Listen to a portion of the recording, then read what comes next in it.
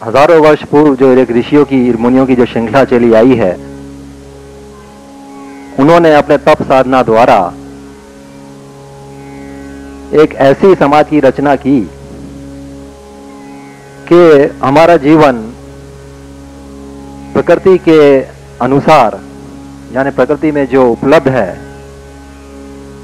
उसका ज्ञान प्राप्त कर और उस तरह से आचरण कर हम जीवन अपनाएं और उसको पूरा करें। तो वो क्या चीज है, कैसा जीवन होना चाहिए, ये तो हमें तभी पता लगा जब परम पूजनीय काका जी का प्रवचन, उनके कार्यक्रम के बारे में पता लगा और हमने सुना और व्यवहार में आए। वैदिक परंपरा शब्दों में कोई आकर्षण नहीं जब तक कि उसका सही आशय ना पता हो। अब वैदिक मायने भी इसका बहुत गहन आशय है जो समझना भी आवश्यक है। खाली बोल देने से नहीं समझ में आता। विद माने जानना, भाई क्या जाना? खाली किताबें पढ़ने से व्यवहार में कोई व्यक्ति आ सकता है? साइंस जो है वो यही कहती है कि जो आपने जाना उसका आचरण में देखो, करके देखो, और वो सही है तो उसको अपनाओ। वही वैदिक है। विद माने जानना, यानी जो हमने जाना उस तरह से व्यवहार करना, उसको वैदिक कहा गया है, यानी ज्ञानमयी, ज्ञानमयी परंपरा। तो ज्ञानमयी परंपरा हमेशा ही चलती रहने वाली है, यानी सनातन है। वैदिक परंपरा सनातन है, ये कोई धर्म नहीं।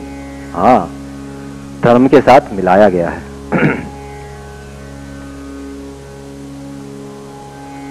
अब इसी श्रृंखला में, जैसे भारत हमारा ऋषियों मुनियों का देश रहा है, और उसी श्रृंखला में काका जी का विशिष्ट स्थान है। परम पूज्य काका जी ने भी बहुत गहन साधनाएं की हैं। 9 साल तक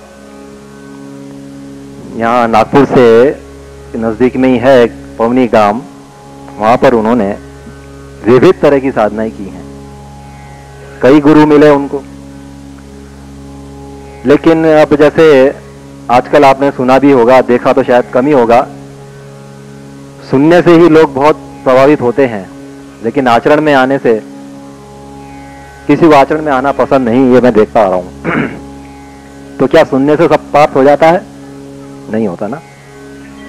तो यही बात लागू पड़ती है कि आजकल हम जैसे देख रहे हैं और सुन भी रहे हैं कि फला महाराज ने विभूति निकाली अथवा वो लौंग का माला बनाई और भक्त को दे दिया और वो धन्य हो गया। तो क्या आप लोगों ने कभी कोशिश की है कि ये हम कर पाएंगे या नहीं? हर कोई कर सकता है इसे। ये बात विदेशों में भी चल रहा है। विदेशों में भी इस तरह के खूब ढकोसलेबाजी, ढोंग खूब चल रही है। वहां के लोग भी इसको मानते हैं, चाहे वो अपनी भाषा में, चाहे वो अपने भगवान के द्वारा है। ये मैं देख रहा हूं। अब विदेशों में जब मैं गया तो अपने यहाँ के जितने भी साधु संत लोग वहां पे जाते हैं, वो भी प्रचार करते हैं अपने अपने तरीके से, और जानकारी भी बहुत देते हैं, लेकिन ये भी बहुत चल रहा है। अब वास्तव में जब काका जी का प्रोग्राम वहां रखा गया तो लोगों को समझ में नहीं आया कि वैदिक परंपरा क्या है। जटिल साधना द्वारा जो अनुभूतियां मिलती हैं उसको आचरण में लाना और उस तरह से जीवन यापन करना, ये बात हमने वहां पे बताई। 10 दिन का कार्यक्रम रखा गया, साधना वर्ग लिए गए, और काका जी ने जो अपने अनुभूतियों द्वारा वहां पे जो वर्णन किया, तो लोगों को कुछ लगा कि वास्तविकता में कुछ ज्ञान तो है, लेकिन इंटेलिजेंसी जो काका जी की है वो इतनी अद्भुत है कि हमने आज तक, यानी उन्होंने आज तक जाना ही नहीं था जो उन्हें जानने को मिला। अब वहां के लोग अपनी भाषा में, मैं तो हांगकांग की बात बताता हूं, वहां पे चीनी भाषा ज्यादा चलती है, तो चीनी भाषी लोग जब इस तरह से प्रभावित होते हैं, जो कि साम्यवादी हैं, यानी भगवान को मानते ही नहीं। हालांकि हम ये भी देखा मैंने, उन लोगों के पास भी मूर्तियां हैं सरस्वती जी की, गणेश भगवान की, हनुमान जी की, लेकिन फिर भी वो कहते हैं हम साम्यवादी हैं, भगवान को नहीं मानते। ठीक है वो अपने तरीके से, लेकिन जब ये बातें आई सामने परम पूज्य काका जी के द्वारा, तो वैज्ञानिक आधार लेते हुए जब ये बातें कही जाती हैं तो प्रभावित तो करती ही हैं। तो ये धर्म के साथ कैसे लगा है? ये है क्योंकि अपना जीवन ही ऐसा है कि जब तक हम उस चीज की गहराई को ना जाने तब तक वो जीवन खोखला है, आडंबर है उसके अंदर। और इस आडंबर में जीना विकृति पैदा करता है, जो आजकल प्रचुर मात्रा में दिख रहा है। तो यह गहनता प्राप्त करने के लिए जब वहां पे आदेश दिया गया कि आप साधना के लिए ध्यान कीजिए, योग निद्रा कीजिए, तो इतना प्रचार हो गया वहां पर कि अपने हिंदू से ज्यादा वहां के लोग की हाजिरी कुछ ज्यादा ही देखने को मिली। तो जब वहां के लोग इतना प्रभावित हो सकते हैं, तो क्या हम भारतीय नहीं हो सकते? क्या हम इतने मूढ़ हैं कि उस परंपरा को हम नहीं पहचान सकते?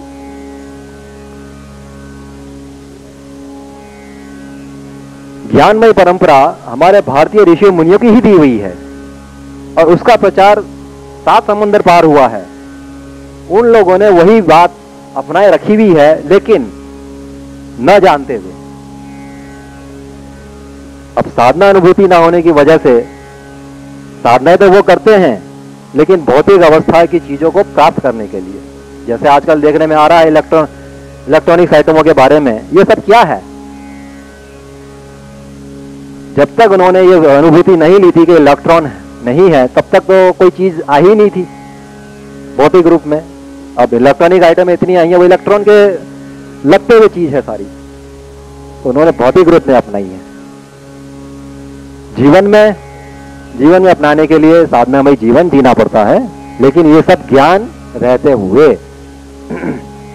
इसे कहते हैं वैदिक, यानी हमें पता है इसलिए हम इस तरह से कर रहे हैं।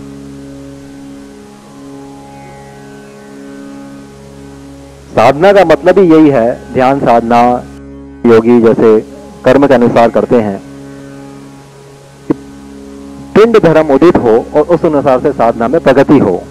जैसे कि आप कई लोग हैं जो 7 दिन से आप यहाँ उपस्थित हो रहे हैं, तो मंच संचालन के लिए आप सुनते आ रहे होंगे श्री उमा शंकर जी को, जो अभी अभी थे और उन्होंने मुझे यहाँ उपस्थित रहने के लिए आह्वान किया। अब उनकी शैली बोलने की और मन संचालन की, मैंने उनसे पूछा कि आपने कहां से सीखी? तो बोले साहब मैं तो ये कुछ भगवत सप्ताह का कार्यक्रम रहता है, मैं हाजिर हो जाता हूँ, मुझे लोग बोलने के लिए कहते हैं, मैं बोल देता हूँ। अरे भाई मैं ये नहीं कह रहा, मैंने पूछा कहां से सीखी? वो कहते अरे भाई मैंने सीखी क्या है, बोलता आ रहा हूं बस। तो ये शैली इतनी आकर्षक है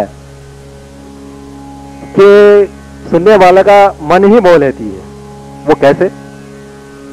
आवाज निकलती है आत्मा से, आत्मसात करने के बाद जो बात बाहर आती है वो अत्यंत प्रभावित करती है। तो ये आत्मसात करने की क्या विधि है? कईयों को जन्मजात होती है, कईयों को सीखनी पड़ती है। जो सीखेगा उसको काफी अनुभव लेने पड़ेंगे, लेकिन वैसे ही संस्कार लेके जब दूसरा जन्म लेता है तो उसको जन्मते ही उसे ये सब अपने आप होता है। तो उमा शंकर जी में भी यही मैं देखता हूं कि वो जो शैली है उनकी जन्मता ही है, हालांकि उन्होंने किसी से सीखी नहीं। तो यही चीज है, साधनाएं ये हमें सिखाती हैं कि हम जिस कार्य में भी हाथ डालें तुरंत हो जाए।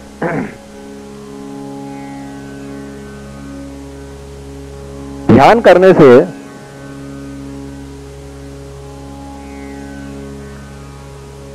जिसे कहते हैं अट्रैक्शन पावर बहुत बढ़ता है। जो काम 2 घंटे में होना होता है वो आधे घंटे में आराम से हो जाता है, इतनी शक्ति है उसके अंदर ध्यान में। इससे मन की मजबूती अत्यंत शक्तिमान मन हो जाता है। हाँ, मन संयमित रखना पड़ता है, लेकिन वो कैसे? संयम मन ही सब कुछ करवा देता है। अब संयम मन के लिए भी मन का स्थिर होना आवश्यक है, जो ध्यान करवाता है। ध्यान पद्धति के अनुसार हो, वो हम परम पूज्य काका जी के कार्यक्रम में यहाँ देख पाए। षटचक्र भेदन जो काका जी ने विधि बताई है ध्यान करने की, सब मानवीय शरीर में मुख्य 7 चक्र तो है ही, ये तो सभी को पता लग गया होगा यहाँ पर। तो उन चक्रों का लाभ किस तरह से साधक उठा सकता है, यह विधि यहां सिखाई गई। और इसको जीवन में किस तरह से उसका उपयोग ले सकता है, ये अब आपके ऊपर है कि आप किस तरह से इसको लेते हैं।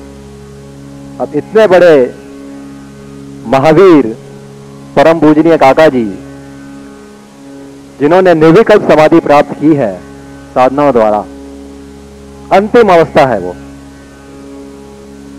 जैसा काका जी के प्रवचनों से हमें पता लगा कि साधना से हमें यह भी दिखता है कि कहीं दूर जाके एक ब्लैक होल है जो पूरी अपने शक्ति से कर्षण कर रहा है सारे ब्रह्मांड को।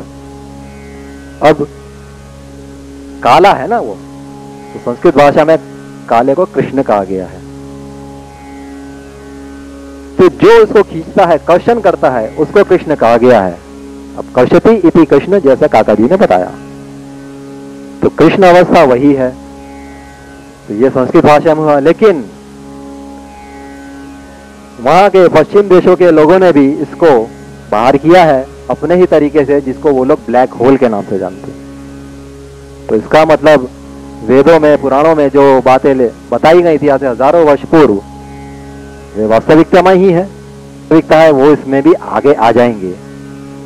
तो यहाँ के जितने भी बुद्धिजीवी वर्ग सज्जनों से मैं अपील करूंगा कि इस बारे में जरूर आगे बढ़ें। और जैसा काका जी ने एक विधि बताई है साधनाओं की, जैसे योग निद्रा है, षटचक्र भेदन है, उसका आप सही रूप में अपनाकर अपने जीवन में उद्दित कर अनुभूति ले लें, और काका जी के बताए हुए जो अनुभूतियां हैं उसका आप प्रमाण रूप से सही साबित कर पाएंगे। वैसे इस कार्यक्रम में, इस ज्ञान यज्ञ में जिन जिन लोगों ने अपना तन मन और धन से सहयोग दिया है, उनकी प्रशंसा करूं तो भी कम लगता है। किन शब्दों में कहूं उनको, उनके बारे में किस तरह की प्रशंसा करूं, मेरी समझ में नहीं आ रहा। बड़ी मेहनत की है उन लोगों ने इस ज्ञान यज्ञ को सफल बनाने के लिए, और देख भी रहा हूं कि उनकी मेहनत काफी रंग लाई है। जैसे श्री हरदास भाई भीमजियाणी हैं, और गोविंद भाई मुरारका हैं, आपकी दादीना हैं, और यहाँ के मंदिर के स्वामी जी श्री निर्मलानंद जी हैं, जिन्होंने ये स्थान को देकर हम सब पे बहुत ऋण दिया है, बहुत ऋण किया है। ये पंडाल का खर्चा और ये सब कितना इन्होंने किया है कि उनके हम इतने आभारी रहेंगे कि शायद हम भूल भी नहीं पाएंगे। तो ये ज्ञान यज्ञ वास्तव में खाली सुनने के लिए नहीं है, इसको वास्तव में आपको अपनाना ही पड़ेगा, और इसको आपको साबित करना पड़ेगा कि जो काका जी ने यहाँ पे साधना की अनुभूतियां बताई हैं हमारे वेद शास्त्रों में और पुराणों में, और अभी जो भागवत आपने 8 दिन तक सुनी, 7 दिन तक सुनी, उसमें अनुभूतियां जो काका जी ने बताई हैं साधना की, वो स्वयं में अनुभूत कीजिए। आपको मार्ग दिखाया है, अब अपनाना आपका काम है। अंत में मैं जरूर कहना चाहूंगा कि परम पूजनीय काका जी एवं उनको जीवन की अर्धांगिनी, उनकी जीवन की अर्धांगिनी काकू, जिन्होंने काका जी को पूर्ण सहयोग दिया और कितनी आपत्तियां उन्होंने झेली हैं अपने घर को संभालने के लिए, उन सब को झेलते हुए आज इस मार्ग पे ला दिया कि काका जी जैसे परम पूजनीय एवं निर्विकल्प समाधि प्राप्त योगी संसार में एक ही हैं। इतना आकर्षण है उनके कार्यों में कि चाहे संसार का कोई भी कोना हो, वो स्वीकृति दे ही रहा है, वास्तव में स्वीकृति दे रहा है, मैं देख रहा हूं।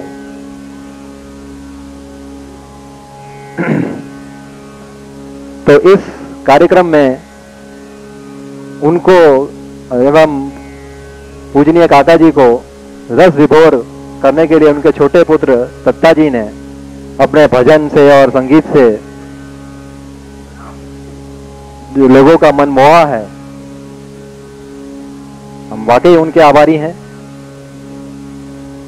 और अब मैं श्री उमाशंकर जी से निवेदन करूंगा कि वो आगे के कार्यक्रम की जानकारी दें।